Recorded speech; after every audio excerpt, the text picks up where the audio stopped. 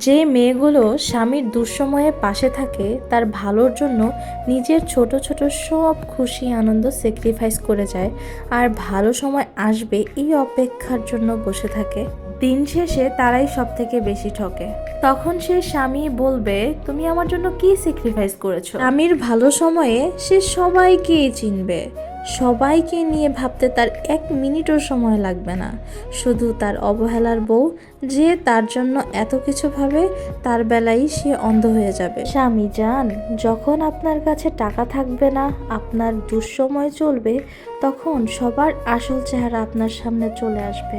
যাকে এত অবহেলা করছেন সেই বউই আপনার পাশে থাকবে সারা জীবন, আর মৃত্যুর আগ পর্যন্ত সেই বই আপনার সাথে থাকবে।